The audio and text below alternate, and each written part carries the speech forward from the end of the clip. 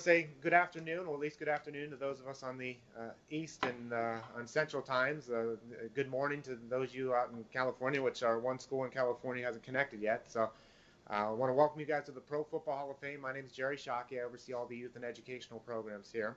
And we want to welcome you to this program that we just started about a year ago titled Heart of a Hall of Famer.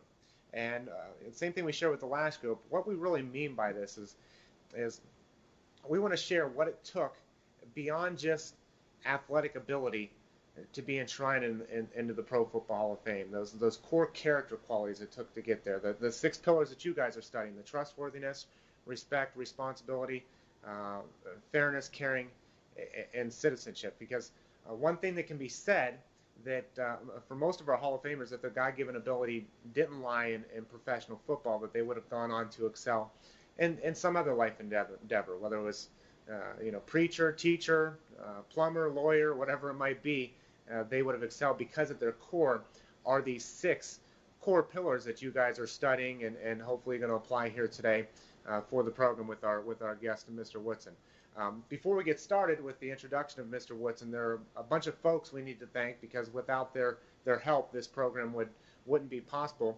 And first and foremost, we need to thank our friends at the Oakland Raiders, Scott Fink and Matthew Pasco, for all the grunt work behind the scenes at their facility in Oakland and Alameda, and getting things set up there.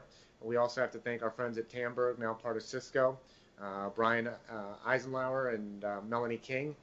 They've set up not only a system at the Oakland Raiders office, but they've also got a couple systems set up at various Oakland Unified School Districts so they can watch and interact with Mr. Woodson here today. And last but definitely not least, they probably get tired of me thanking them, because every program we connect through them is ETech Ohio through our State Department of Education. Michelle, Josh, and Derek, they're the ones that are behind the scenes doing all the test calls with all you guys and making sure we all get connected. So without them, this wouldn't be possible. So thank you to the folks at ETech Ohio in Columbus. We also have to thank the teachers that help put this together, because there's usually a number of folks with every school, whether it's the tech coordinators, whether it's the teachers, whether it's the librarians, whoever it might be.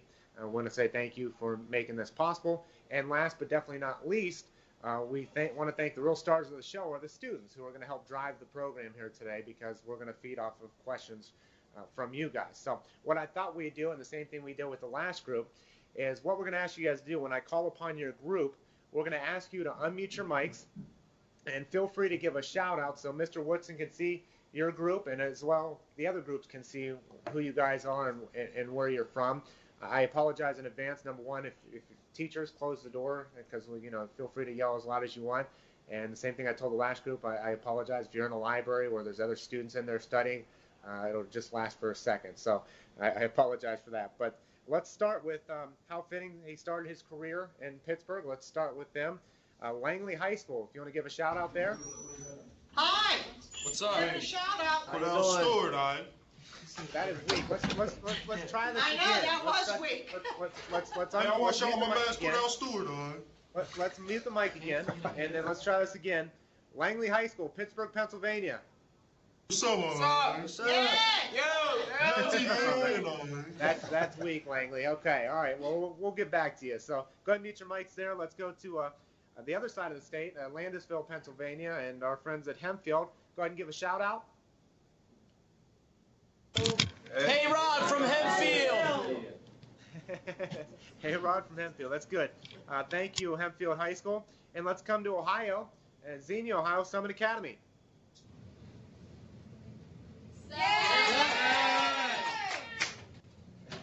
Thank you, Summit.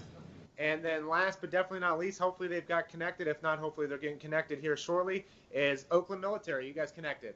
If you are, give a shout out. Okay, well, hopefully they'll be getting connected here in just a second. We'll get back to them throughout the program. But what I want to do now, and I want to remind all the groups as you are now, please keep your mics muted throughout the program until we call upon you. But what I'd like to do now is introduce our featured speaker, Hall of Famer Rod Woodson. He was born March 10th, 1965 in Fort Wayne, Indiana, where he also went to high school there. He was a high school star in a lot of sports, from being all-state in football to a state champion in track and field, and also all-conference in basketball. So, it's an early sign into how well-rounded of an athlete Mr. Woodson was.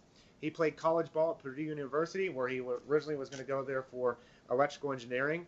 And not only was he All-American football, but he was also All-American track and field, where he set school records in the 55 and 110-meter hurdles. And, that's a record that still stands, I believe, at Purdue today. So he not only had old school speed in the 80s, but new school speed, too, since no one's ever been able to break it since then. He graduated with a degree in criminal justice, and right around that time he also qualified for the Olympic trials. But in 1987 is when his football career started, when he was drafted by the Pittsburgh Steelers as a first-round draft pick, the 10th overall player. And as they say, the rest was history from there on out.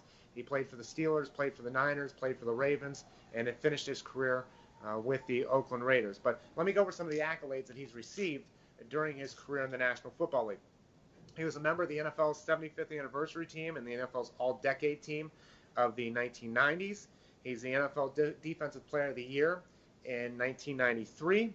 He intercepted 71 career passes and is the NFL's all-time leader in interception return yards with 1,483. And I forgot to do this with the last group, but we'll do it with you guys. I'm going to zoom in here. This is the football that the Raiders sent from us that was a game ball in the game where the Oakland Raiders defeated the Tennessee Titans when Mr. Woodson, along with Mr. Rice and Mr. Brown, all three set records in that game. A pretty remarkable game where he set the record for return yardage. Rice broke Walter Payton's record for yards from line of scrimmage, career yardage, and then Tim Brown moved to third place in the all-time receptions for receiving. So a pretty remarkable game for all of them. Historic game to have all these records that were set in that particular game. He was a 6-time first-team All-Pro choice. And get this, he earned All-Pro at 3 different positions. He was a cornerback, kick returner, and a safety. He was named to the Pro Bowl 11 times, and then obviously as a player, the highest honor, the pinnacle achievement that you can receive is being inducted into the Pro Football Hall of Fame, and he had that honor bestowed upon him back in 2009. Off the field, he's been involved with high school coaching. You might have seen him on TV. He's been an analyst for a few years with the NFL Network as well as the Big Ten Network, and he's now currently an assistant coach and cornerbacks coach with the Oakland Raiders. He's also, and I shared this with the last group because there's a group from Pennsylvania. I think there's a dealership in Pittsburgh that Mr. Woodson's still involved with, so maybe for the students there at Langley, maybe he can get you a Hall of Fame discount on a car in the future if you need one. But he holds for a long time held annual football camps, still does foundation work. He's married to his wife Nikki and has 5 children. But before I ask Mr. Woodson for his opening remarks, I want to show you guys a little bit of footage of Mr. Woodson from his playing career. The Steelers selected the versatile Rod Woodson in the first round of the 1987 NFL Draft. Number 26 earned his first of 11 Pro Bowl berths in just his 3rd NFL season. His 11 selections are more than any defensive back in league history. In 1993, Woodson had 8 interceptions, 2 sacks, and 79 solo tackles, earning him NFL Defensive Player of the Year honors. Woodson collected 71 interceptions during his 17-year career, the 3rd most in NFL history. His 12 interception returns for touchdowns are an NFL record. Woodson was a member of the 1990s All-Decade Team, and in 1994 was one of 5 active players named to the NFL's 75th anniversary team. And if you guys can unmute your mics, all the groups, and join me in giving a warm round of applause to Pro Football Hall of Famer Rod Woodson.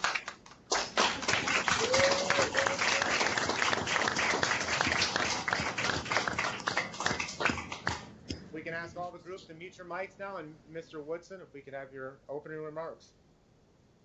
Well, first I want to say thank you for letting me be a part of this program and to speak with you kids. I just want to say I know summertime's coming around the corner.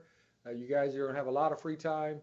I just want to encourage you to be smart with your free time. But I know at a young age you have a lot of energy. Sometimes focusing on the energy, focusing on the 6 pillars of character that you guys are discussing and talking about, and try to to make that a part of your life. If it's all 6, if it's 2, if it's 3, and try to be a better person. So if you can do that, this world will be a better place, and your communities that you live in will be a better place. And with that, let's open it up to Q&As.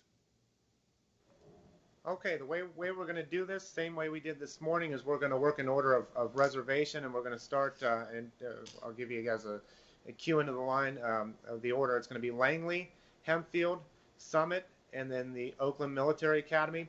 And what we'll do is we'll ask each school to have 2 questions that they can read off one at a time, and then we'll rotate around as many times as we can through the order. We will ask you before and after your questions to please keep your mics muted throughout the program, just to minimize distractions during the program and background noise.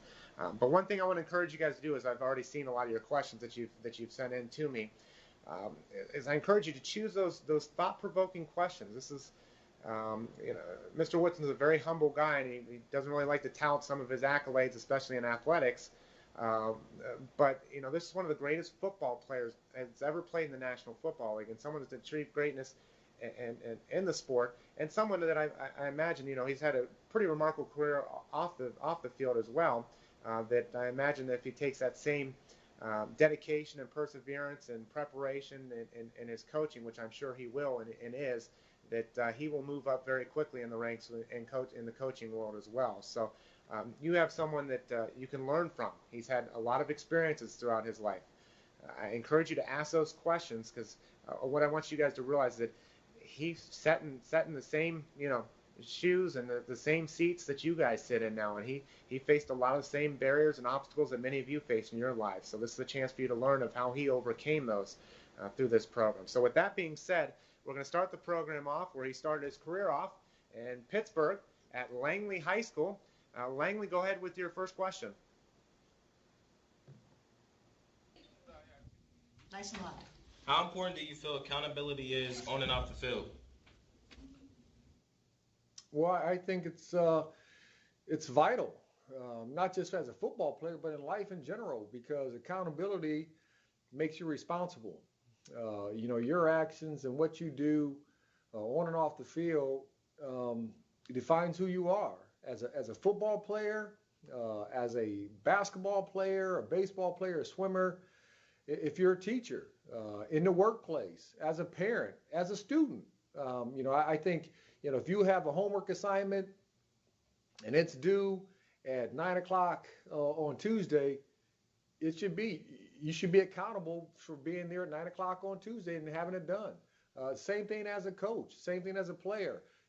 We are going to have meetings at 6:30 in the morning, and we're accountable to be here on time. Sometimes your job is unforgiving, but as a player and as a student, sometimes the teachers will give you a little bit more compassion than normal, and I think that's a good thing. But for us as athletes, sometimes accountability for being at a place at the right time, for doing our job on game day, is vital for helping this football team and program to win football games and ultimately to win a Super Bowl. I don't think if players aren't accountable and held accountable to what they should be doing, you cannot have a good football team, and those teams will not win Super Bowls. Okay, thank you, Thank Langley. you. If you have a second one, go ahead, Langley. Great first one. Was family always more important to you than your career as a football player? Oh, absolutely. I mean, football is a job. Family is a life. I think what has to happen is that you have to be able to separate what happens in your workplace to when you get home. If I had a bad day at work or I had a bad game and one of my 5 kids ran up to me and I didn't want to be around them because I had a bad day at work, that's unfair to them. It's my responsibility as a parent to give them love and compassion and to give them time.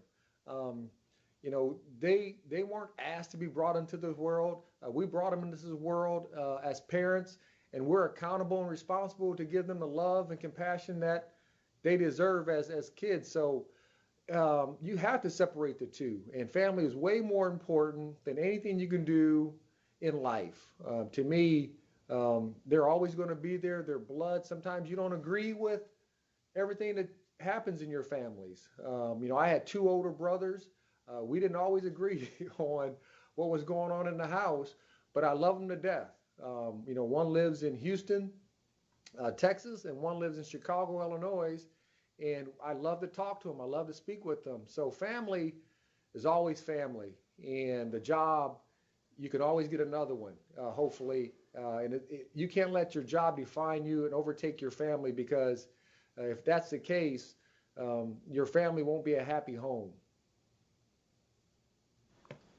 Okay, thank you, Langley. And we'll go to the other side of the state. I know it's Philadelphia territory, but I think there's a lot of Steeler fans in there that would like to ask some questions. Actually, I know the teacher there is a big Steeler fan, so go ahead, Hempfield, with your questions. Go ahead, Alec. Excuse me, Felicia. Wow. Who is the best player you ever played against in the NFL? That's a hard question. Do you want to, how about a certain position? You want to give me a position? Best receiver. Best receiver? I can make it easy. I can make it easy and say Jerry Rice, but I only played against Jerry twice. Jerry is the best receiver probably to ever play in the National Football League. But for me, I would probably say on a year in and year out basis, I would probably say Webster Slaughter. He played for the Cleveland Browns back when they had Bernie Kosar and all those guys, and they were a really good football team. To me, he was pretty tough for me to face because he was very quick in and out of his breaks. He was a great route runner, and he had a little fight in him. And him and I used to get into some scuffles, and sometimes got me off my game early in my career. Myself 152, 115. Go ahead, Hempfield, with the second one. And just remind you to mute your mics between the questions too, please. Okay. Mark? We can see it. No, that's it. I think we're on. So. That's not us, Jerry. That's somebody else. Okay, sorry. If all the other groups can make sure to mute their mics, please. Thank you. Mark? What did you do with your first NFL paycheck? Oh, my goodness. I don't remember what I did with my last NFL paycheck, my first one. That was so long ago. It was in '87. I'm pretty sure I bought something. I probably spent it on something silly. When you come from a background when you don't have a lot of money, the first time you get a decent-sized paycheck, you're going to get something kind of silly. But I know the first thing I did when I saved up some money, I brought my mother and father a home back in Fort Wayne, Indiana. That was important to me to give them something that they didn't have before, a decent home that they can go back to and to basically have a place of rest. And I just wanted to give back to my mom and dad. With the first paycheck, I just cannot remember. I had a couple concussions in my career, and I don't know if I can remember that good. Now, going back to the original question, Mr. Woodson, you talked about the most difficult opposing receiver. Can you talk to them a little bit about facing those obstacles, whether it's an opposing receiver, whether it's a test that's coming up, whether it's, whatever it is in life, maybe it's a family divorce. I mean, we all face obstacles in our life. Can you give them some advice on how to get through those obstacles? Well, I think everybody has obstacles they can face, and they're going to face in life. It's just a part of reality. As a student, you might have a bad night's sleep before you had to take a test. You might be fighting a cold before you take a test. You're not feeling well. Things are going on in your family before you go to school the next day. As you get older, certain things that happen in the workplace, maybe with your employee or a coworker, maybe with your boss. But you can't let those things define who you are. You can't let, if you don't succeed at something, define who you are. I said in the first telecast to the students that, failure is an event. It's not an individual. You can keep coming back from those type of things. And the same things when you find obstacles that get in your way, you can't let those make you quit. And you're going to find when I played against Webster Slaughter, he was a older player than I was. He had his success against me, and I had to learn from those mistakes that I made against him in the previous times to become a better player. And I could have easily said, I can't cover this guy. I don't want to cover him anymore. But I kept learning from my mistakes, and eventually I started getting the better part of him. But I didn't become a quitter. And I think that's one thing that in life you can't become. You can't let something that's hard make you quit. You can't let that become a part of your character. We talk about these 6 pillars of character that we're talking about in our teleconference right now, and you guys are going over, and quitting cannot be one of them. If you become a quitter, it becomes a habit. That's a hard habit to break. That's one thing I try to emphasize to my 5 kids in my house, that, you know, if you start something, I need you to finish, and I need you to work your way through the hard times. And once you do that, you'll understand that life's not easy, but when you find a way to fight through it, you become tougher and a better person mentally and physically. Great. Thank you, Hempfield. Let's go to Ohio, and let's go to Summit Academy. If you got a couple questions, go ahead. How did you feel when you received all your awards and honors during your football career? Well, I kind of proud. I couldn't pat myself on the back because my arms weren't long enough. But, you know, as an athlete, you want to do well. You want to succeed. You want to have success on and off the field. But, you know, you can't let that success define you. There's a lot of great athletes in this world that are not really good people.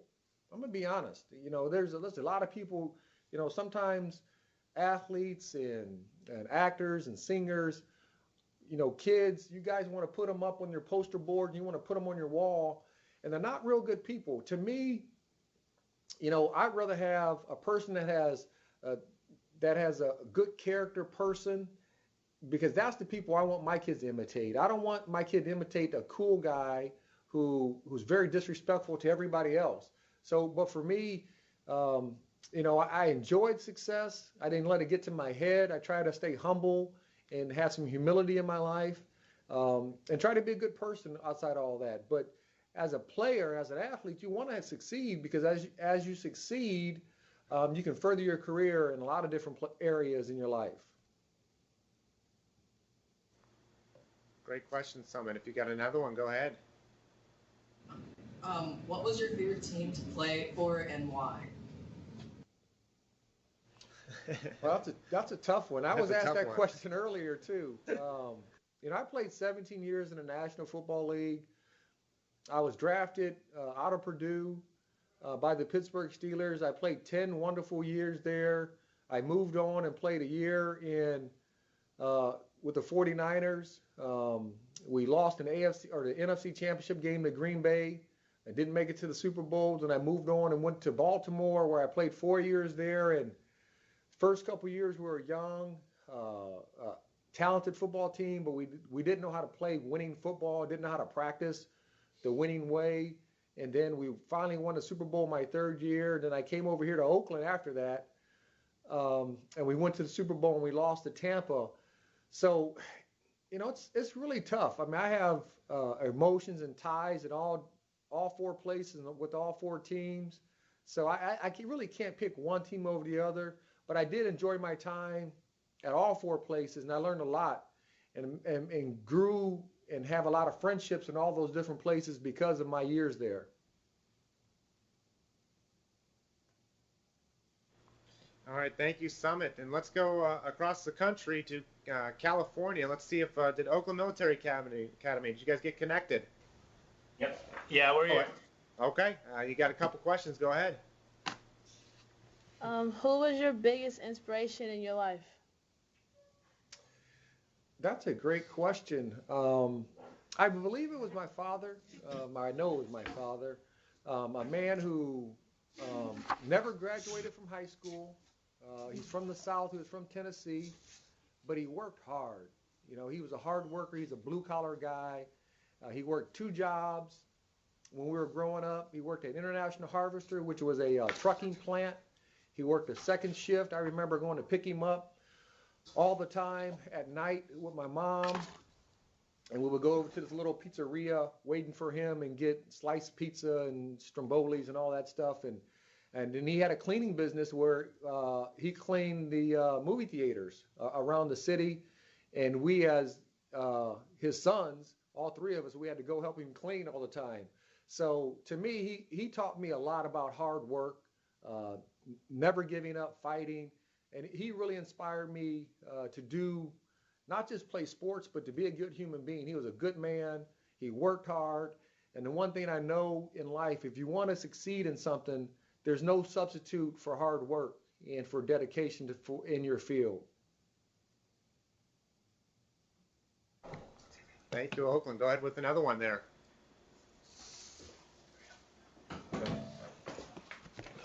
Out of the 6 pillars of character, which do you think is the most important, and why? That is a great question. You look at the 6 pillars, and I think for me the most is respect.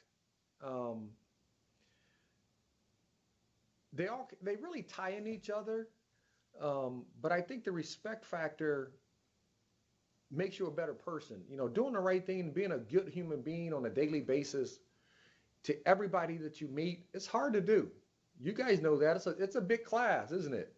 And your guys is, you're not going to agree with every classmate and all their views, but to have respect for who they are, I think is huge. And, I try to be like that throughout my whole life. I try to have respect for the different people that I've met, for my coaches, for my players, for my teammates, to my family, to my neighbors.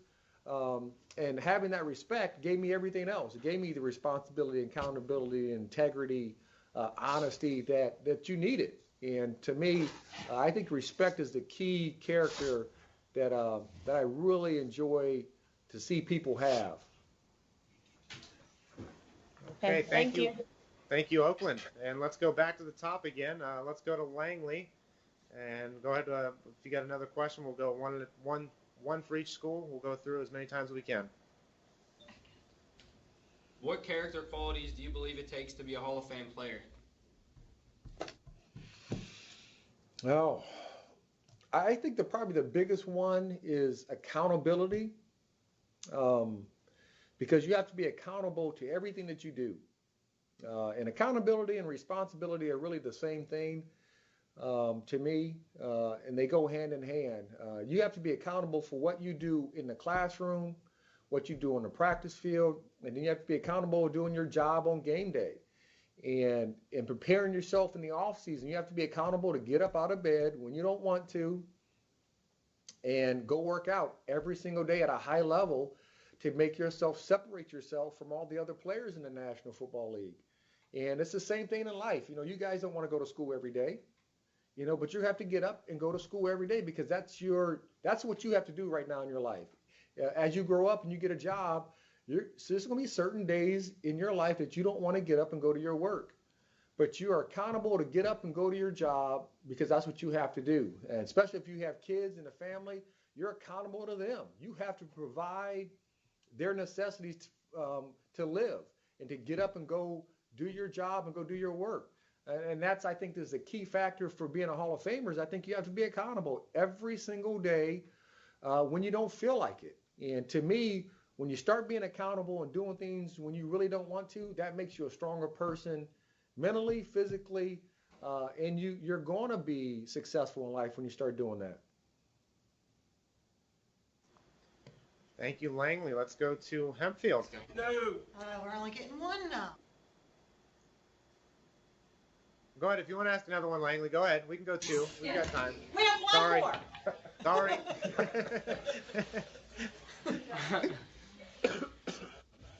How come you have Oakland Raider gear on? Because I understand that you spent most of your career as a Steeler, and you have on some Oakland Raider gear. Because I'm coaching for the Oakland Raiders. That's really they're writing his checks. Yeah, they're. Okay. I'm the defensive back corner coach for the Oakland Raiders. I just started this year, and I've always wanted to coach. And the Raiders are right in the area. I was offered the job, and it's something I always wanted to do, and I took the opportunity. Okay. Okay. Thank you. Thank you, Langley. And Hempfield, go ahead. Since Langley set the trend with 2 more, go ahead. Hempfield, if you got 2 more, go ahead. All right, here we go. Hi, Mr. Woodson. I'm a huge Steelers fan, so this is an honor. I just had a quick question about how you used your experiences as a player in your current coaching position. Well, I think as a player, players see the game a little differently than coaches. Coaches kind of see it in an all-22 perspective, kind of like looking from above, and you can see all the 22 players at one time on both sides of the football, where players kind of see things in first person. I don't know if you guys or girls ever played a first-person game on Xbox or PlayStation or something like that. Well, that's how players see it. So I think what's going to help me is to all my experiences that I had playing football in certain situations, I can give that back to the players. Every player is different. Every player can do certain things. They have certain abilities, some more than others. But the one thing I can tell them is that, hey, in this situation, this is what I did. See if you can do it or you can't do it. See if you like it, if you don't like it. And I think that can help the players calm themselves. And secondly, I think they can trust me when I tell them that they can try to do this, that it can be accomplished at that position because I did it.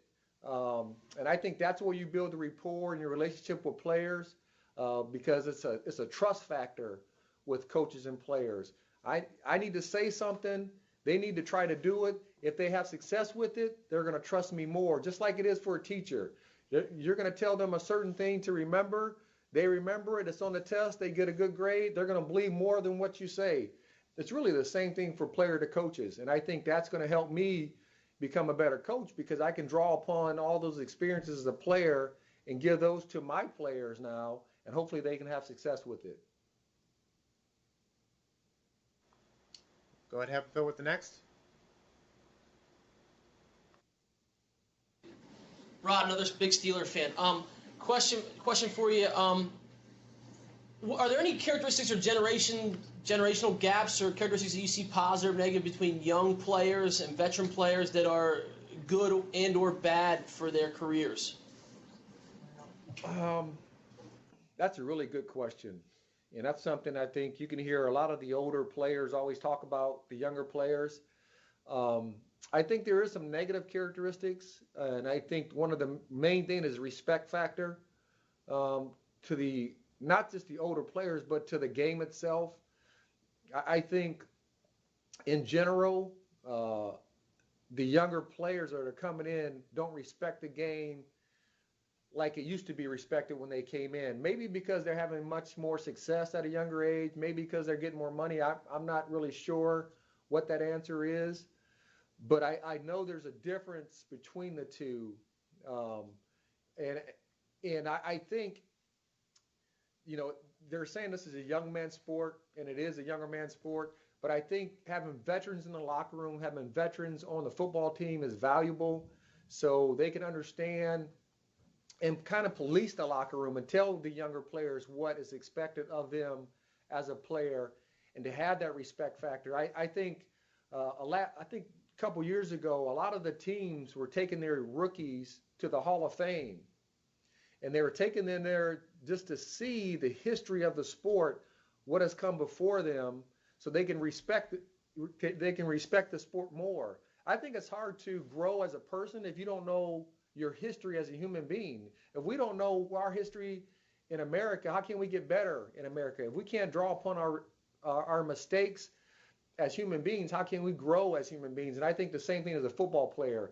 We have to understand the history of the game. We have to understand the mistakes that were made before us as players and as organizations.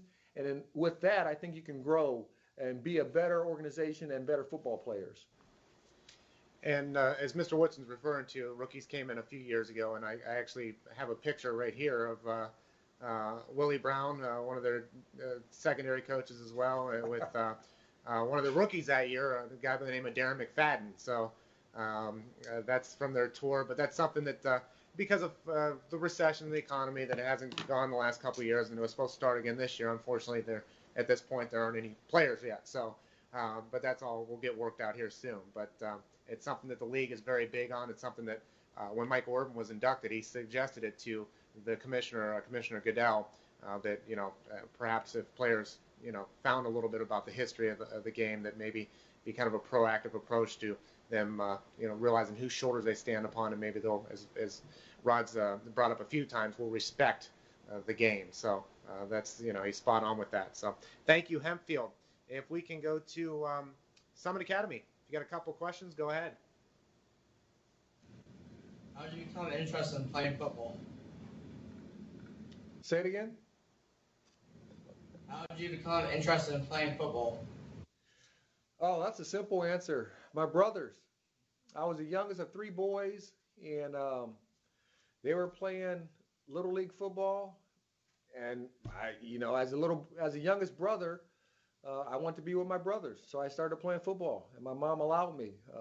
Never thought it would get to this point where I was inducted to the Hall of Fame a couple years ago, but the initial startup was because my 2 older brothers played football. And let's follow that up, Mr. Woodson, and ask, what do you think football has taught you about life? Well, I think sports in general, not just football, I think sports in general is a good life lessons. It's a teaching tool if you let it. You look at football. Football is a team, just like every household in America is a part of a team. You're going to go to work, it's going to be a part of a team. You go to a classroom, you go to school, it's kind of a part of a team because you have a leader and your teachers and you have your roles as students. It's that way. It's kind of, at least for me, I've broken that up in my life, looking at everything as a part of a team. And you're always going to have a leader, and you're going to have people that has certain roles within that team for me. And I think it taught me that, in every place that you go, you're not going to always agree with every person. I didn't agree with my brothers and some of the things they said and did. Nevertheless, I love my brothers. You're not going to agree with every classmate. Teachers aren't going to agree with each other in some of their philosophies and how they teach. As a coach now, I probably won't agree with every coaching philosophy that I run across. But nevertheless, I still have to respect those individuals, and I still have to understand my role within my team. And I think that's been a good life lesson for me, to understanding the discipline of being on time, because when you're on a team, you're going to have to be somewhere at a certain time. No matter what, you have to be there even if you don't want to be there. It taught me that. It taught me to sometimes learn when to say things, when not to say certain things. And it taught me to understand the most important part of a team is the team as a whole, not as me trying to be the star player or trying to take all the attention all the time. I think the biggest and the best part of teams that have success, let me put it that way, is the teams that put the whole team as a whole in front of the individuals. And those are the teams that normally win Super Bowls. And normally those are the corporations that normally have success, because they're looking as a whole and not as individuals. Thank you, Summit Academy. Do you have another? Did you set any goals for yourself during your football career, and how did you go about achieving them? I did have individual goals every single year, and the way I went about trying to make those come true is to work hard in the off season. First of all, you got to set a foundation, a base in the off season, and then once the season started, the film study, the practice habits, practicing hard and fast, and applying all those things that I learned and believing in all those things that I learned and applying those back on game day, you want to have success. Just like as a student, you guys study, night in and night out, at least I hope you do, and then you have better opportunities to have success on a test.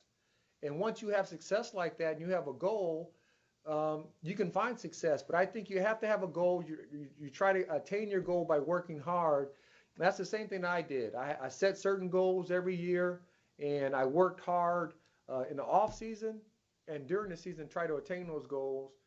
And for me, I attained some of them, and it got me to a place in Canton where now I'm enshrined in the Hall of Fame. And that's really important to note because a lot of times, especially the positions that Mr. Woodson has been as a pro football player, as a analyst for the NFL Network, as a coach for the Oakland Raiders, those are pretty high profile positions that are visible to the public. And you know, a lot of people want to do those things, but not a lot of people want to put in the work to do those and to become a Hall of Fame player. And even the prep work that goes into doing a broadcast as an analyst. He does a lot of prep work for those upcoming broadcasts. There's a lot of things that go into place. As a coach right now, he's studying playbooks and getting with the coaches and developing philosophies and all kinds of other stuff. So there's hours upon hours of prep work that goes into these things. So I think that's a really important note to bring up. Let's go to Oakland Military Academy. If you got a couple, go ahead. When the word fairness pops into your head, when you were on the field, what things did you do?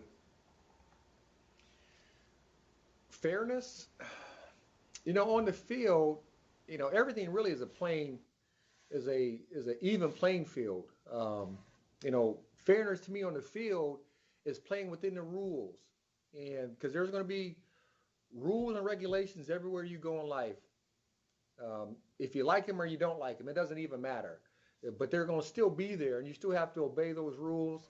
To me, that's being fair. And also, fairness is, you know, in football, it's a little different than in life. You know, it kind of goes out the window a little bit at times on a football field because you're trying to win a football game.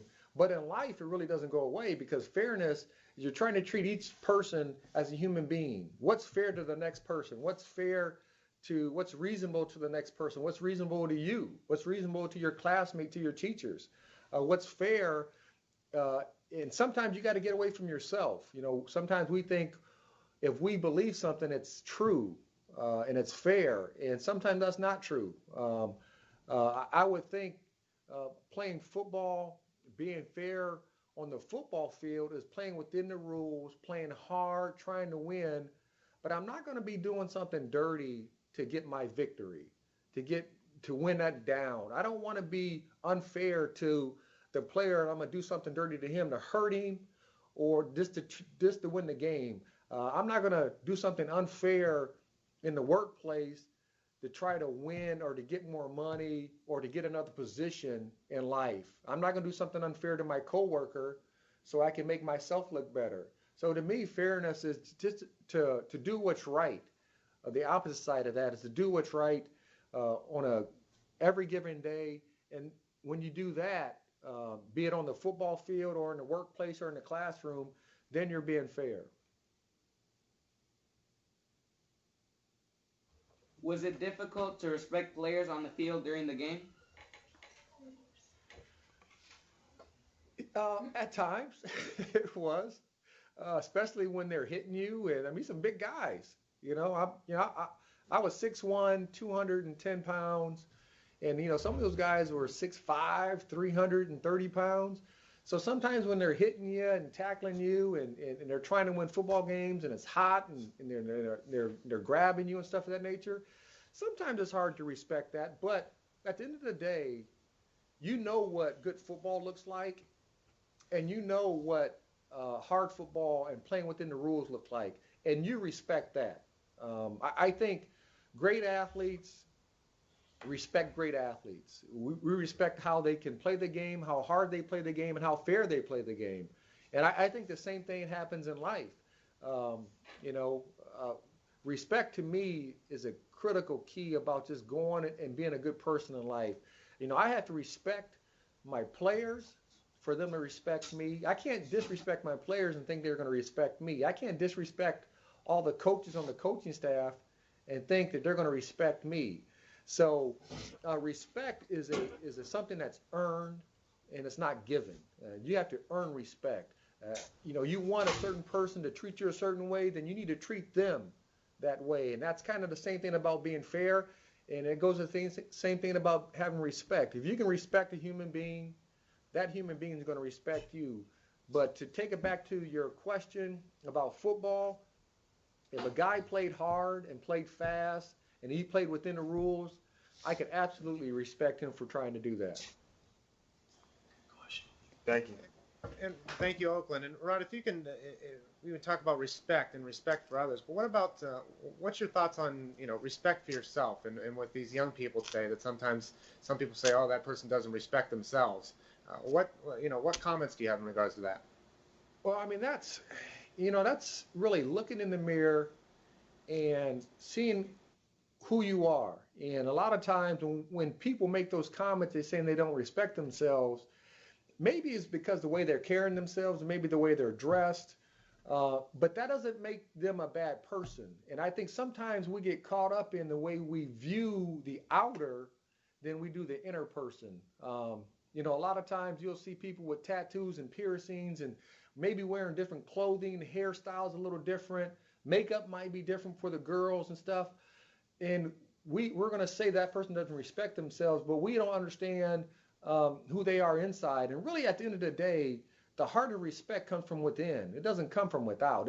The outer shell is a little different than from within. I think the inner, to understand if you're going to really respect a person, and if that person really respects themselves, that understanding who they are, you got to get to know the person before you can make that type of saying. And I think a lot of times we make that person doesn't respect themselves to the way they look on the outside and not knowing who the person is on the inside.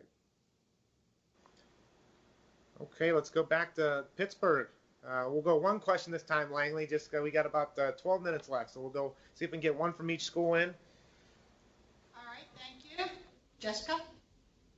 Nice and line. How do you feel as an adult that you are continuing to shape your character? Well, I think the biggest thing about character is that you can always learn what's right, and you can also always learn what's wrong. Because people can do things and you can learn from their mistakes. You don't have to go through those mistakes to learn. I think your brain is made up where you can always be taught something. You can always teach yourself something, and I think the same thing goes with your character. Over the course of my life, I've become more compassionate in my life. And I think it's because I'm older, maybe because my kids are getting older. But once I had my kids, that brought that characteristic out in me. I have been more compassionate and I had a little more mercy on my kids, where they used to call me Grumpy Pants. And I've learned to be more happy with my kids. And I think over the course of your life, you'll learn different characteristics and you make that into who you are. Your life choices define who you are at the end of the day. And I think as you go through your young lives right now, you keep bringing these different characteristics into you. You try to add them up, even though maybe not have all of them, but if you can have some of these characteristics throughout your life, you can be a better person. Thank you. Langley. Thank you, Langley. We appreciate your questions. Hempfield, final question from you guys. All right, how do you feel about the lockout in regards to character from the player side and the owner side? Well, I think the lockout occurred because two sides are really talking about money and issues that really can be, I think, hashed out pretty quickly. But I think what the hardest thing is that both sides understands it's a business. Both sides want football. At the end of the day, I think there's going to be football, and I think both sides needs to understand when they speak to the media about the lockout, it doesn't become personal and it's all about business. Thank you, Hempfield. Let's go Summit Academy in Xenia, Ohio. Why did you choose to go to Purdue? That's a great question. I think first that's Columbus territory, Xenia. You get Buckeye territory. Look out. Well, I think first Purdue gave me a great opportunity as a freshman when I first came in to start as a football player. That was one thing. Secondly, when I went to Purdue, I wanted to get into electrical engineering, which they call double E engineering, and I didn't do that, but that's one of the other reasons I went there. And thirdly, it was kind of close to home. It was only about 2 hours away from Fort Wayne, Indiana. I was born and raised in Indiana, so it was far enough away from my mom and dad where I had independence, but it wasn't too far away where I got homesick and I missed them so much that I wanted to leave school. So I think it was a good blend and a good school for me. Thank you, Zinnia. I guess we can both agree as a Ohio guy and obviously a Buckeye fan too. At least it wasn't Michigan that you chose. So let's go. Very fitting that we are going to open the program with questions from Pittsburgh at the start of your career, and we're going to end the program with questions from Oakland, the last team that you were with in the NFL. So go ahead, Oakland Military Academy, with the last question of the program.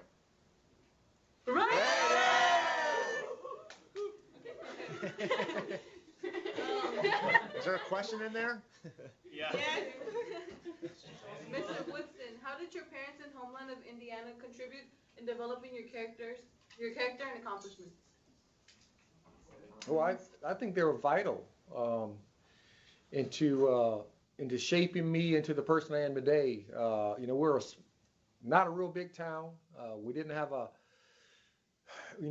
big home. We didn't grow up with a lot of money, but we were happy. We were content. One thing about my mom and dad, we have to have respect. I mean, it's kind of the old school way of doing it. We showed respect to all our elders.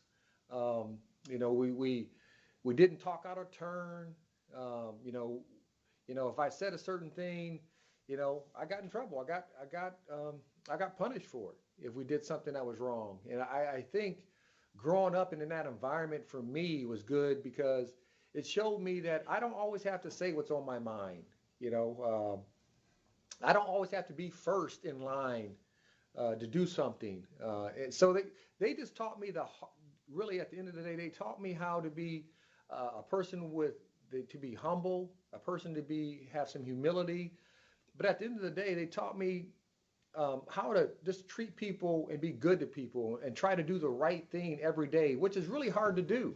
It's hard to do the right thing every day in every aspect of your life. But, they tried to make me be that way, impart that characteristics into me as a young man. And I can say I believe they did a halfway decent job of raising kind of a fiery young man when I was younger, because I did some silly things when I was growing up. But they taught me a lot of valuable lessons of never quit, never to give up, always to fight through some of the things that I failed at, and always to be a competitor at what you try to do, and always commit yourself at what you try to do. And at the end of the day, if you commit yourself at what you love to do, you'll have success in your life. And I think that's a great final question to end the program on. And Mr. Woodson, do you have any closing remarks you would like to share with the group today? I think at the end of the day, I would just encourage you young kids to look at these 6 pillars of character that you guys have talked about and try to apply them in your lives.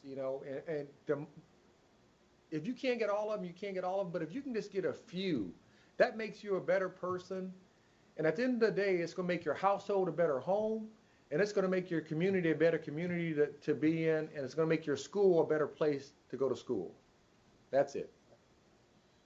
All right. Well, Mr. Woodson, on behalf of the Hall of Fame, from our executive director, Steve Perry, on down, and our board and everyone else, we'd like to say thank you for participating in this Heart of the Hall of Famers series.